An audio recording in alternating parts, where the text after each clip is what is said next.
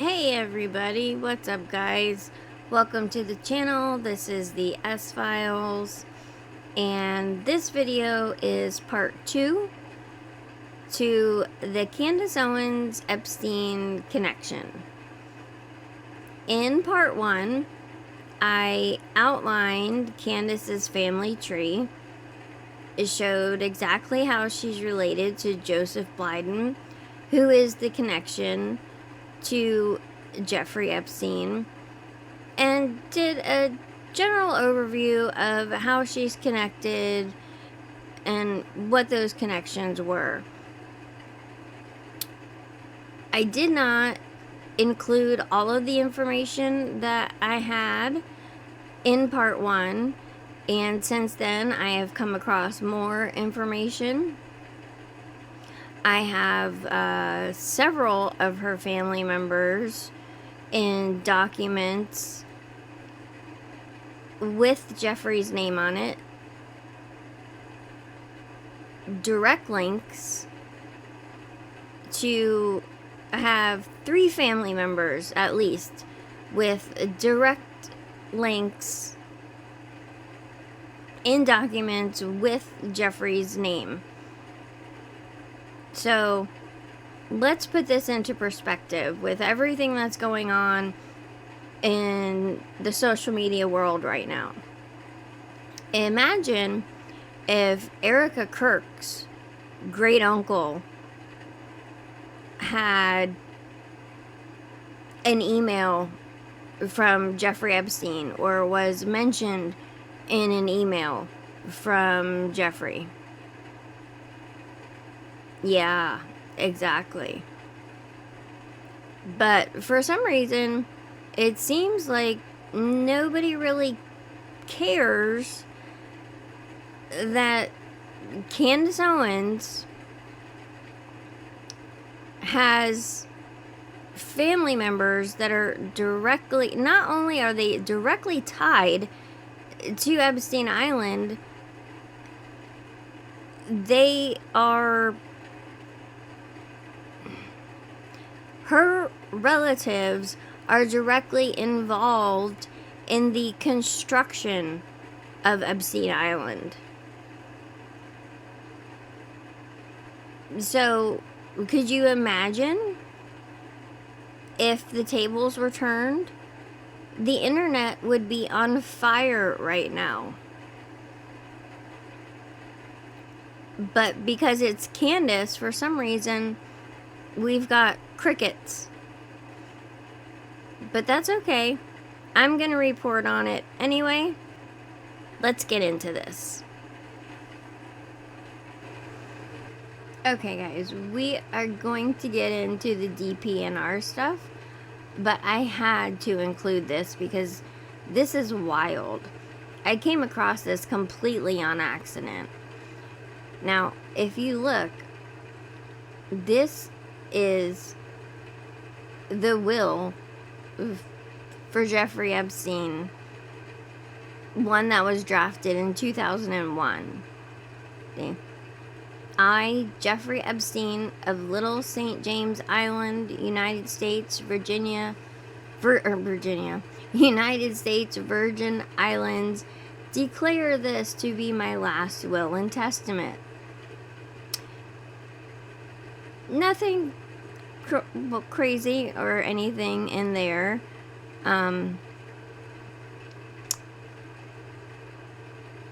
What is crazy though is this. Daphne Blyden is one of the witnesses on Jeffrey Epstein's will.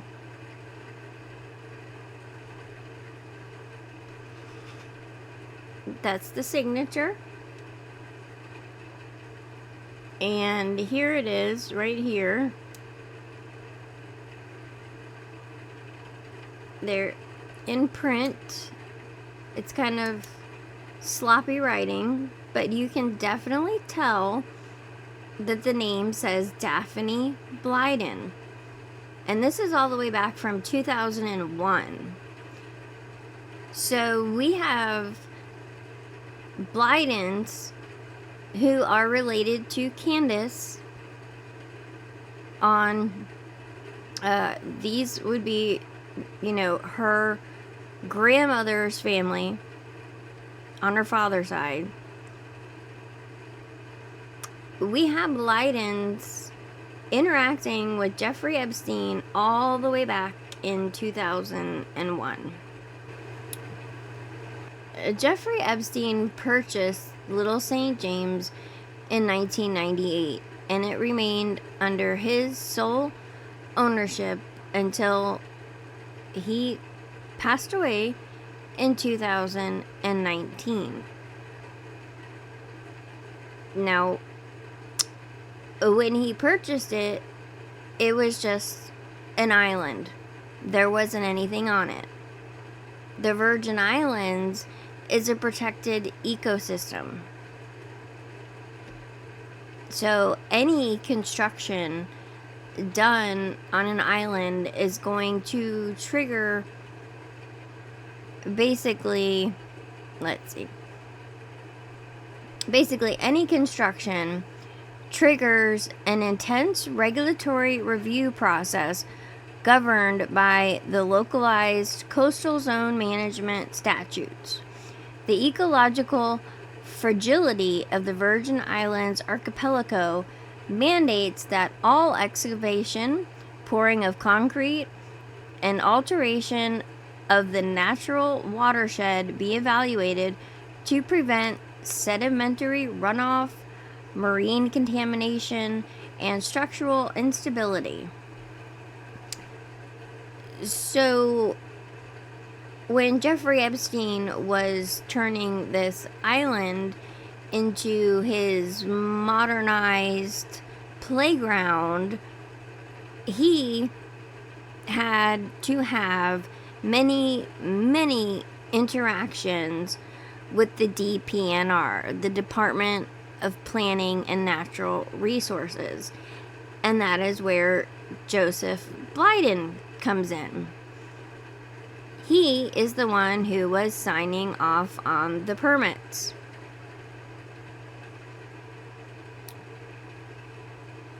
Now, in between 1998 and whenever he got busted, Jeffrey Epstein built quite a lot on Little St. James. The primary structures erected on the island over this period included a sprawling main residential compound, a private cabana specifically designated for the owner, multiple detached guest cabanas, a highly engineered large-scale pool, an adjacent pool house,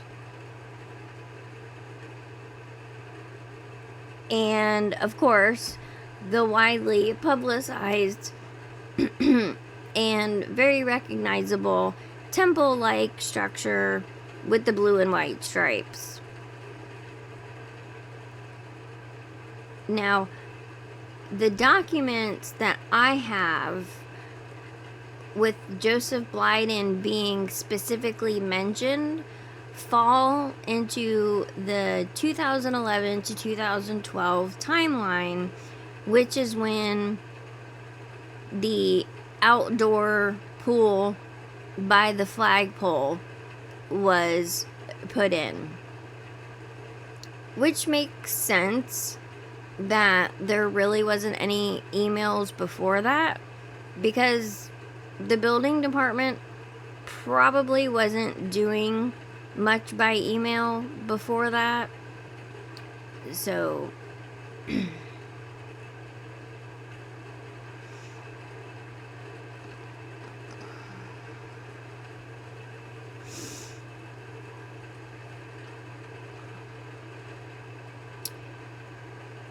man. So building Epstein Island was a huge undertaking. Everything had to be either flown in or shipped in from the mainland to St. Thomas to the Big Island, and then it had to be ferried over to Little St. James. There was a vessel marked with, which it's flipping in the pictures, with the LSJ that ferried back and forth supplies and equipment to Epstein Island for construction. And right now we're just talking about the construction of Epstein Island. We're not getting into the visitors or how they got there or what they were doing there. We're just sticking, for the purposes of this video, we're sticking with the building department, the Blydens, and the construction of the island.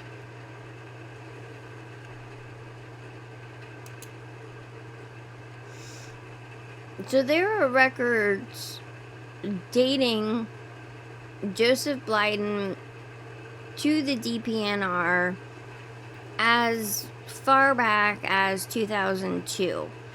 So we can place Joseph Blyden in the DPNR from 2002 until his last signatures appeared in 2014, the same year that he passed away. And like I mentioned earlier, and I will show you in just 1 second, he was definitely, even if he wasn't involved with any of the other construction on the island, he was most certainly involved with the construction in 2011 and 2012 of the outdoor pool by the flagpole. Because we have emails that specifically mention that. Okay. Right here, we have an email chain that was pulled from the Epstein dump regarding the pool, the DPNR, and specifically Joseph Blyden. If you check out the date, the dates are kind of important. Alright, the chain here, the point of this email, I have it highlighted. Okay. Jeffrey asked me to make you aware that we submitted for a permit for the pool and the building at the West Flagpole. He is anxious to get started, and do you have a contact to hurry the permit along? So Jeffrey was in a hurry for this permit. He wanted to get the pool and the building by the flagpole done. Okay.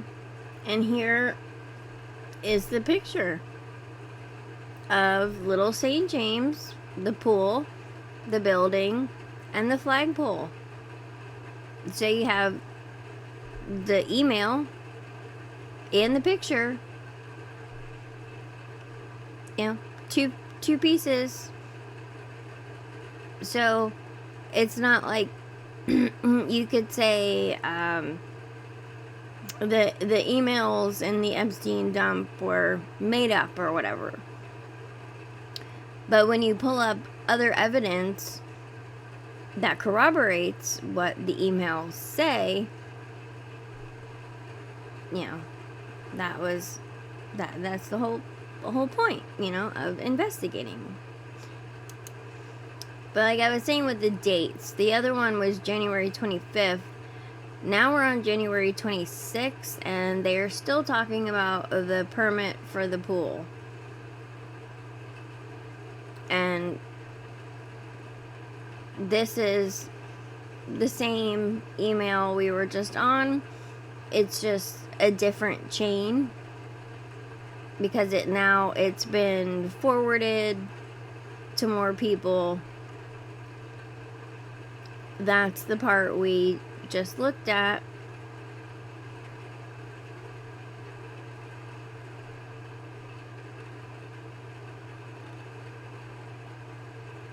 Okay. So, on this one, the new part is Gary tells Paul is the structural engineer, that he says, yes, I met today with plan examiner Joseph Blyden. And there is also another email. Okay, this is the one. Alright, the first two were January 25th and January 26th. And Gary said yes, that he had talked to Joseph Blyden. Alright, now we are in February 1st, 2011. And let's get this in order. Alright.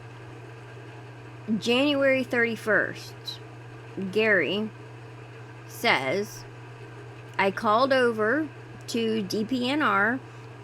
Joe Blyden, our examiner, is currently out of the office until later. I will call back and track him down. And that was the email from Gary to Paul.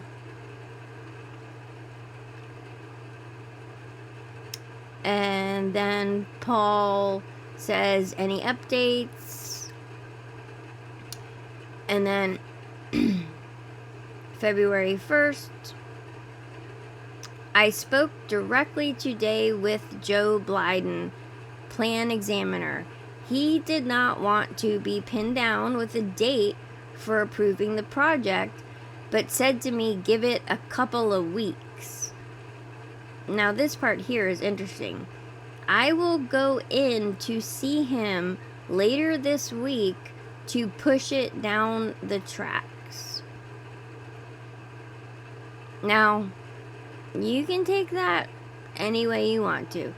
Basically, he's saying he talked to Joe, and Joe said to give it a couple weeks, but he's saying that he's gonna go pay Joe Blyden a visit and push it down the tracks.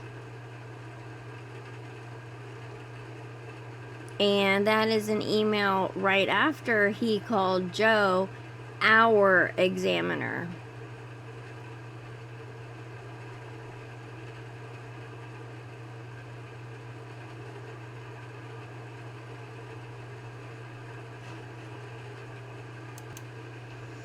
Now, I have not found any evidence, direct evidence,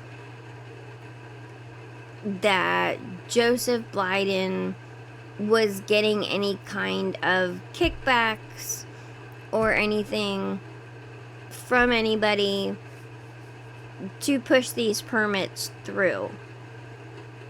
But it's not exactly like they're going to type that in an email. And, you know, Joseph is no longer with us on this earth, so I don't want to disrespect the dead, of course. Like I said, we don't have any evidence to suggest such a thing, but we also have to consider real life, the possibilities, the position that Joseph held pays about $38,000 a year, and Epstein was, you know, very, very wealthy. He very easily could have threw Joe some money to get the permit signed faster. We do, however, have evidence that the DPNR, that other people and other Blydens definitely committed crimes.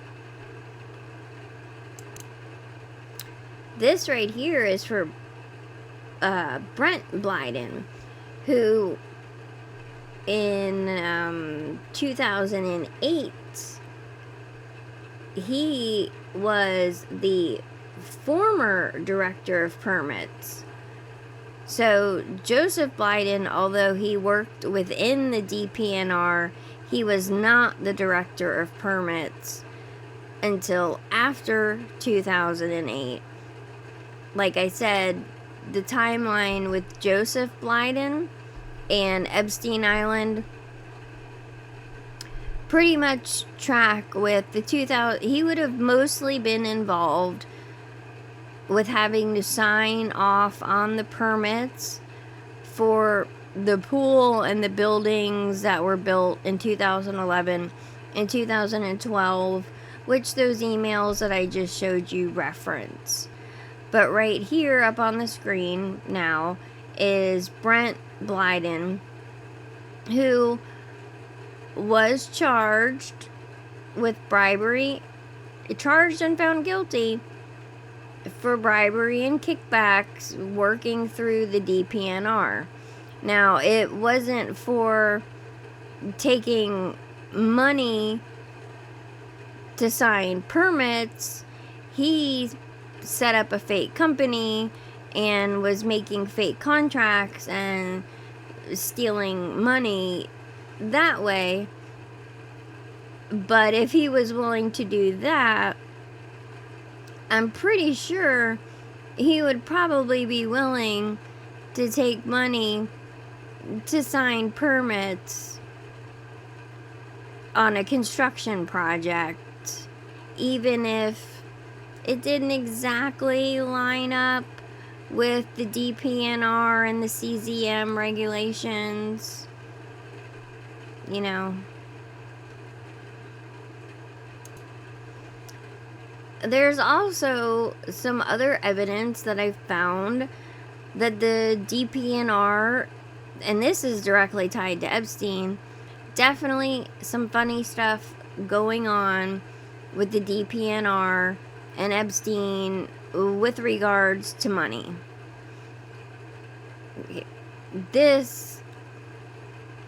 is a $320,000 check that was written, and it was supposed to go to the St. Thomas Historical Trust, but basically, I guess the St. Thomas Historical Trust never got the check.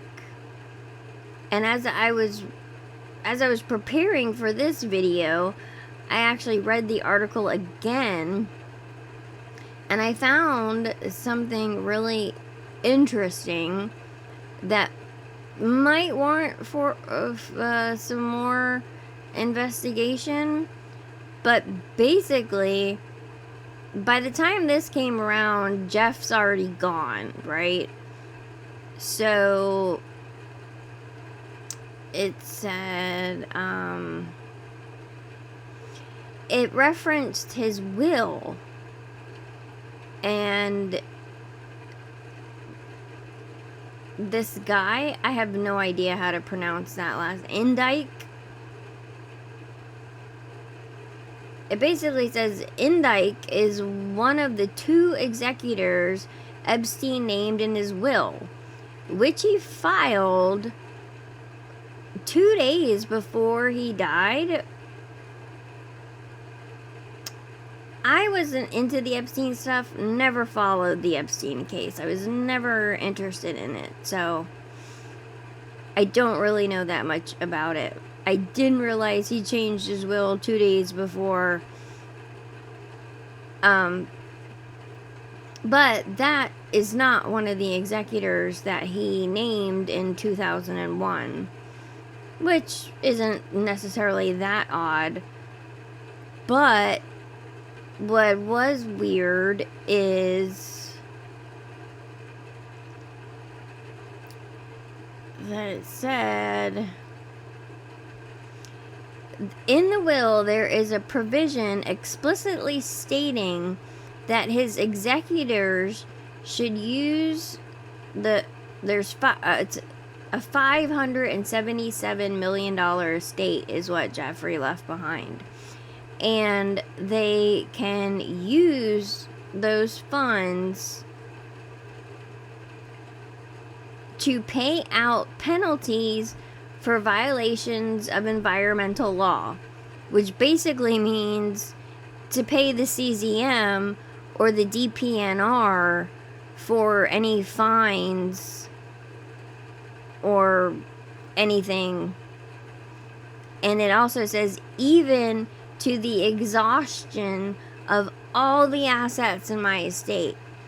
So Jeffrey Epstein put in his will to go ahead and pay any fines that I have with the CZM or the DPNR, even to the exhaustion of all the funds in my estate. Now, as I'm saying that, and the more that I'm thinking about that is insane. And as I was doing the research for this video, you could see that once Joseph Blyden was no longer with the DPNR, that's when Jeffrey started racking up fines and lawsuits. Because in 2016, he bought the Greater St. James Island. And it says it in this article. It says Epstein followed a pattern of non-compliance according to hundreds of pages of CZM records reviewed by the Daily News.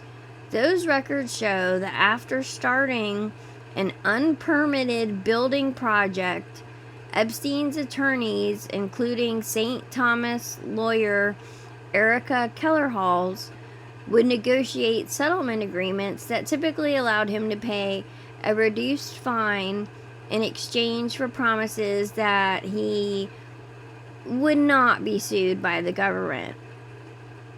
Now, the first lawsuit, the first one that I found for Jeffrey Epstein in the files was in 2016. So maybe we have to do some more digging into every time. Like, it's been crazy. Every time I think I'm done with this video and with this topic, I keep finding more. It's like you keep digging and you keep finding more. But when I was in the Epstein files, and if you search DPNR and it pulls up all the things in the files that contain DPNR, there is like 25 pages, and you can, like I said, you can kind of see how after Joseph Blyden is no longer in the DPNR, that's when Jeffrey starts to get into trouble and starts getting fined. I found one where he had to pay like 70 grand because he didn't get permission or he did something wrong. I mean, in some of those areas, you've got to get permission to remove trees because they're protected.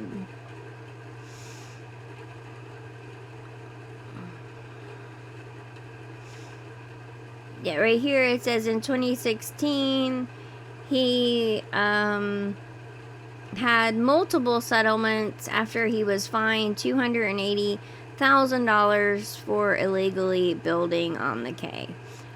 But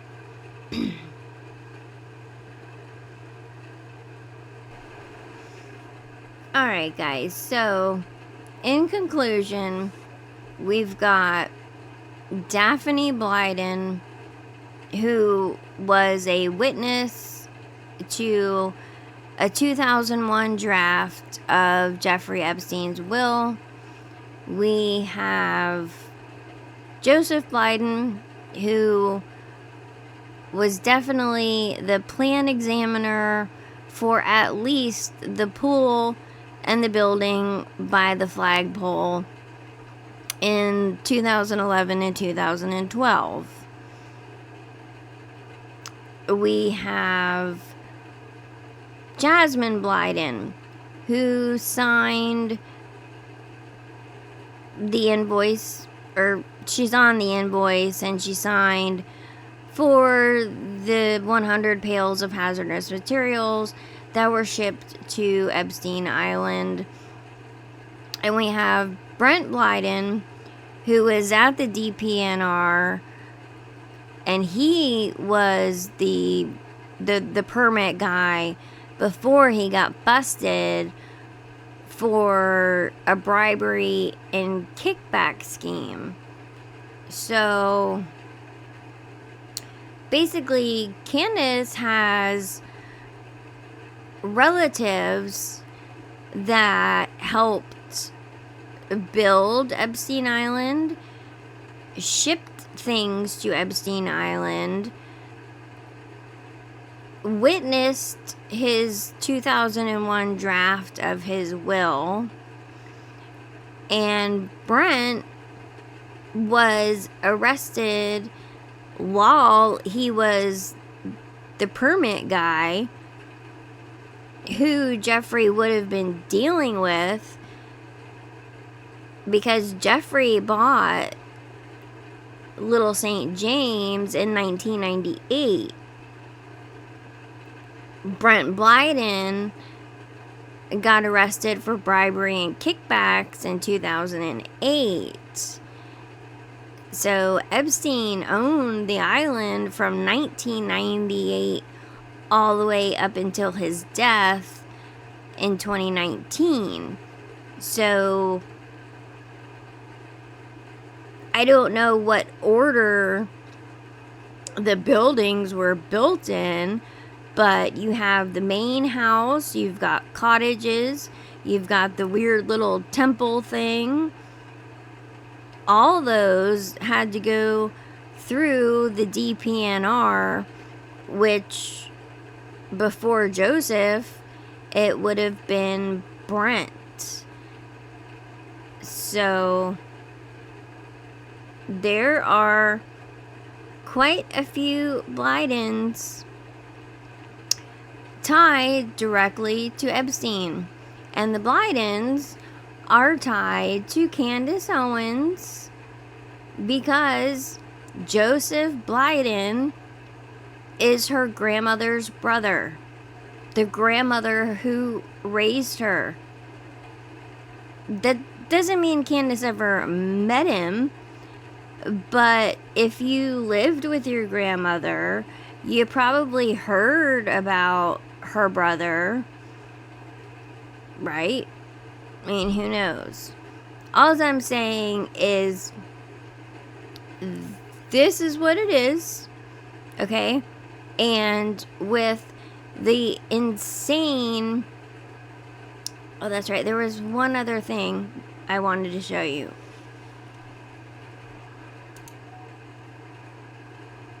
Okay, here it is. This is what I wanted to show you. Because I've been researching...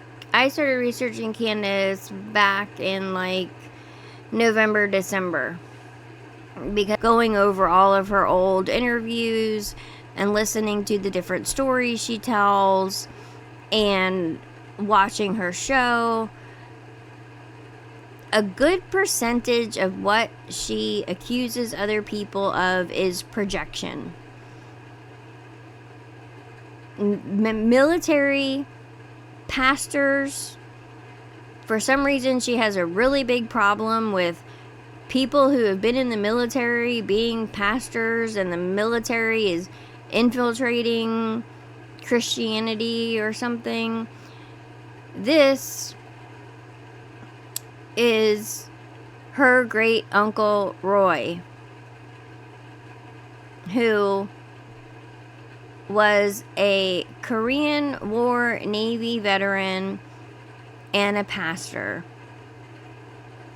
He was a loving husband, steadfast father, dear brother, and faithful minister of the gospel of Christ, and previous chaplain of American Legion Post 90.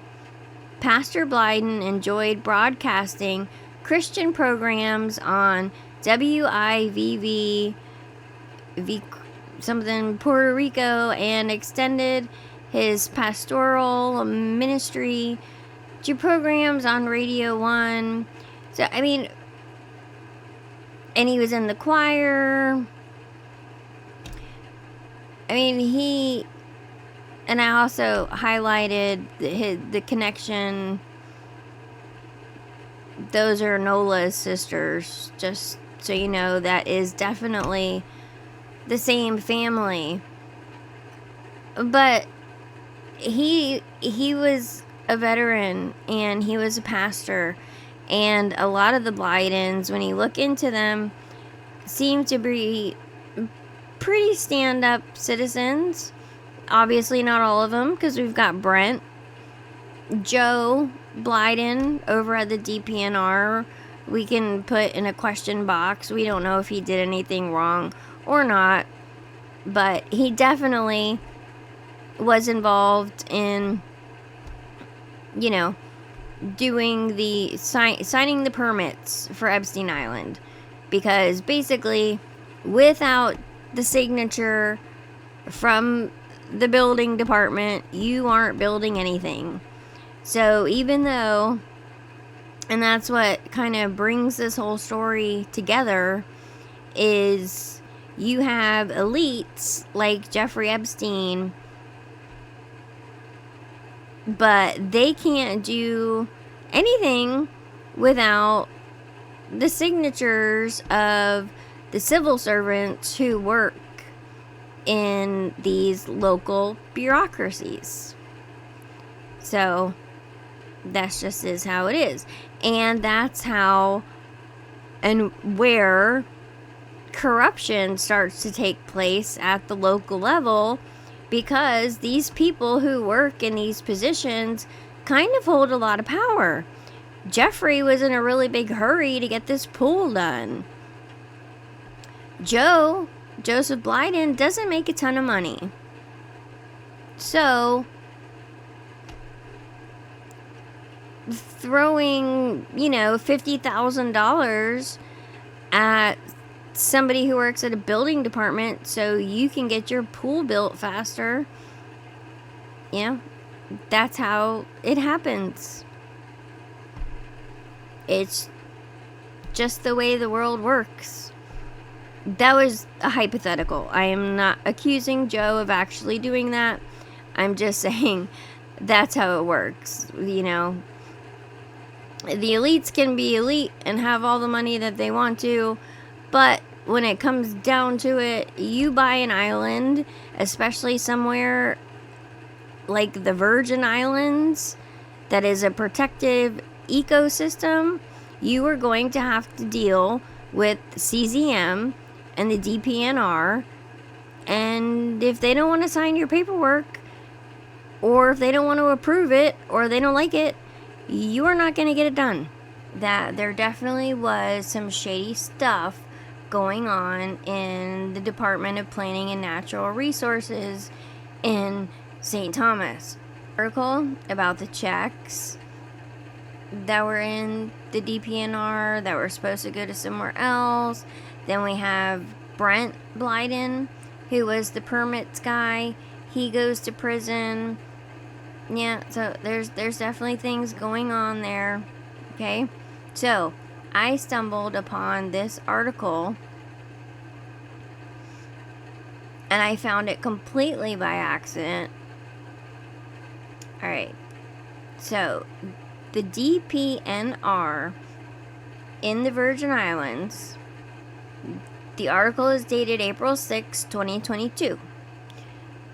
The Department of Planning and Natural Resources said that the Division of Permits will be discarding files received between 2011 and 2017, according to the DPNR Commissioner Jean-Pierre Auriol.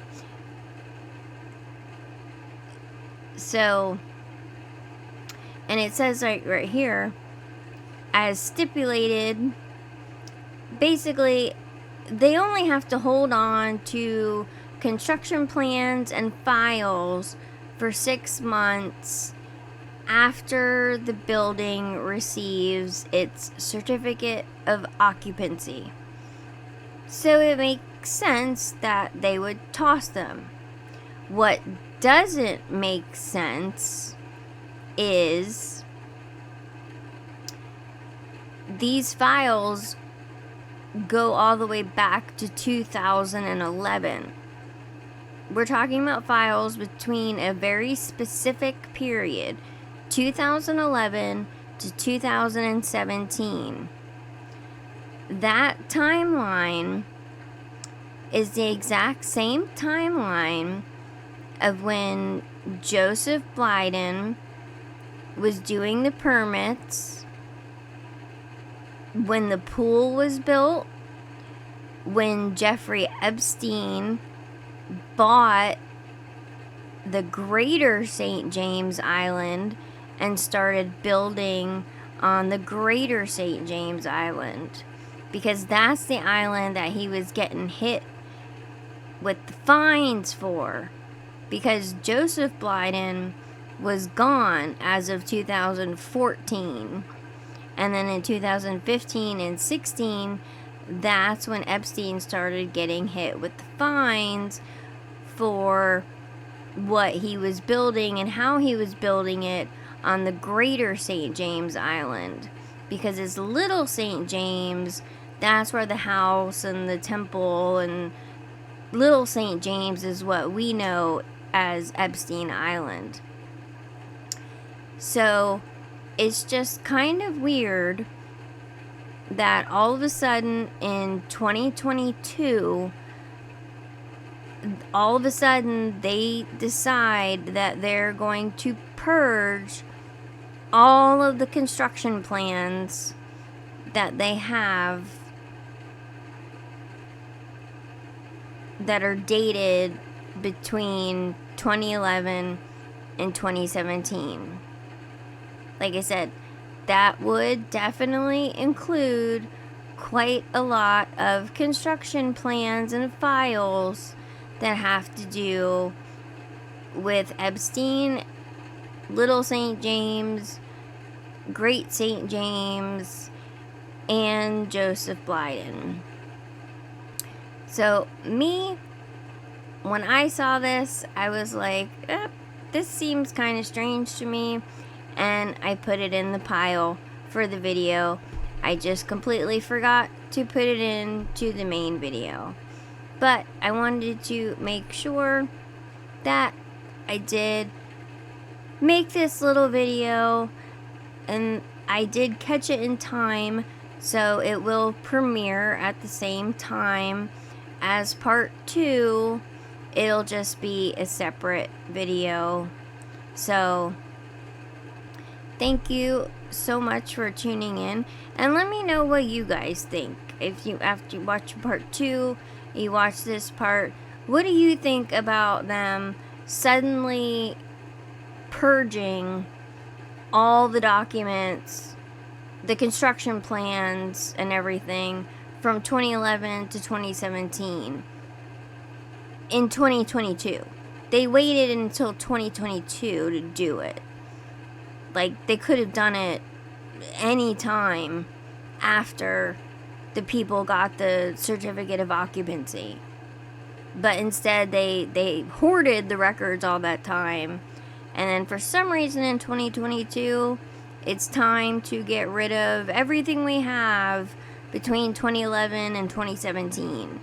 And like I said, that timeline just happens to line up with with Jeffrey Epstein purchasing Great St. James, doing building on that, getting violations for building on that. I don't know. Like I said, let me know what you guys think. Thank you for watching, and I will catch you later.